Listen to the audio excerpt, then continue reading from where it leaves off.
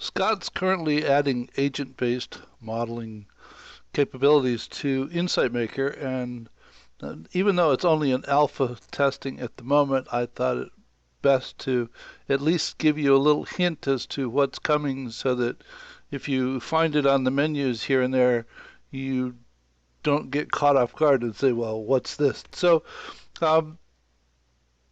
there are several sample models that have been developed, and there are links available that I'll provide, and you can go and play with these or make clones of them and work with them as you wish. Though for an agent-based model, which differs from the system dynamics type of simulation model in that you begin with a set of characteristics or states that are ascribed to an entity. For this first model that I'm going to talk about is the classic game of life, and it's a small set of rules to define whether or not things come into existence or die or perish based upon proximity to other entities.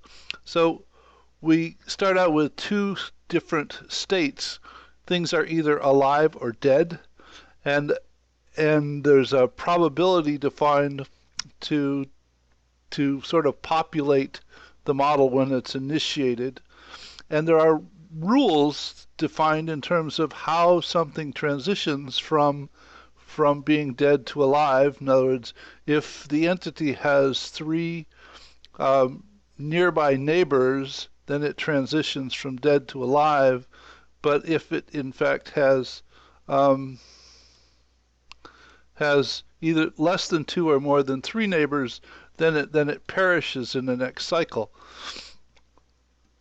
So, and those are states, which is a new function, which is a new primitive added to InsightMaker, and they don't show up. I mean, there's not much room left here, so when you do a right click and look at the various primitives that you can add to your model, the three new ones for agent-based modeling are here on the drop-down, so that you can add states, actions, and agent populations, and I'll talk about each one of them a little bit during this video.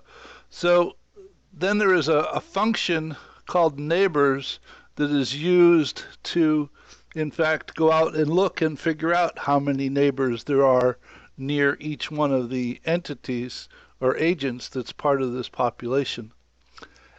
So all of this, then the states and that function are in fact put inside of a folder, and the folder now is now doing dual purpose, so that the previous function of a folder is still there, but you can also now define a folder to have an agent function so that it is defined to contain the states for an agent. And then there's an agent population, and in this particular instance it defines 112 agents that are on a 100 by 200 grid, and it's laid out in a grid, and there are multiple ways to lay things out, so that it can lay them out randomly on a grid and network, or a custom function which would then in fact take into account the function you define here. But in this particular instance it's just a 1 by 200 area, and the individuals are laid out on a grid across that area. And the model itself is set out to run for a period of 50 years. It could, and the time isn't relevant in this particular model. So when I go ahead and run it, what it does is it does the calculation, and then it identifies the alive and dead, and it transitions from state to state based upon the rules that are defined. Now, because the initial population is done in this context based upon the random function on the grid, every time that you run this, it will in fact be somewhat different because of the way that the individual agents are placed on the grid and the proximity rules for what in fact comes into being or dies during each cycle. So I encourage you to go and tinker with these models and look at them. Over the next week or so, we will do some additional videos that go into the actual construction of the models in a lot more detail. But this is just an initial introduction to give you a sense of the fact that there are three new primitives and a large new set of functions that are being defined to act or manipulate agent populations. This is a simple animal foraging model where there is in fact there are patches of ground, and the patches of ground are fertile or non-fertile, and transition rules for things to transition from non-fertile based upon a 0.8% probability over in a time unit, and then things transition to non-fertile if they are in fact being consumed by consumers. So we have patches of ground which are agents, and we have consumers which are agents, and the consumers are in fact foraging on those patches of ground. And as I indicated, this is one of the new primitives. It's an agent. It looks like a variable, but when you create it from this drop down, it will show up as an action, and there are in fact a whole new set of functions for agents and vectors that have been defined, and we'll provide a definition of every one of those functions in the near-term future. So this particular foraging model, if you run it, what happens is there are fertile plots, non-fertile plots, and the individuals seeking, the animals seeking the fertile plots move from place to place. They're foraging, and when they go ahead and forage on a fertile plot, it turns into a non-fertile plot. And as I said before, this context in fact changes based upon run to run because of the way that the fertile and non-fertile plots are laid out by a random function at the beginning.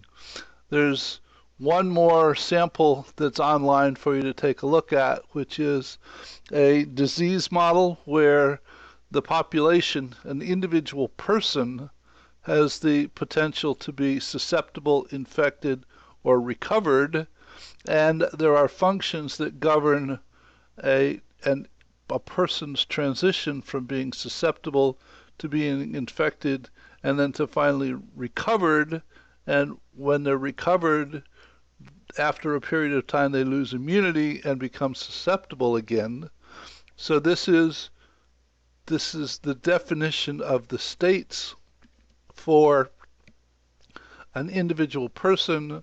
The population is defined as 100 people and laid out on a grid, but the placement is in fact random, so that when you run this model, you'll notice that there are in fact infected people as susceptible and recovered, and the susceptible people are moving away from the infected people, and the recovered people are immune, so they don't bother to move away. And again, because of the way that this is laid out on the grid, it changes from run to run in terms of the activity within the context. So those are the three agent-based sample models that are online for you to go ahead and interact with, take a look at. This page is being developed, and this is the page where this video will in fact be. Hopefully that's where you found it. It's actually being wired into the whole, hold on a second, the modeling and simulation documentation page, which is the agent-based modeling, and another page for the functions. This page is accessible on Systems Wiki. Right here it says modeling and simulation. So we're developing that page to go ahead and provide an entry point to talk about agent-based modeling and simulation. Here are the three models that I talked about for reference. Here are some references that I dug up that seem to be real good talking about agent-based simulation models. And here's the page that will have a definition of the functions within the next day or so. So we're pretty excited about this coming into being, and I'm excited because it looks like it adds quite a bit of capability to Insight Maker, though I'm struggling because I have a lot to learn. I've never done any agent-based modeling before. So take a look and hope you enjoy it. Bye.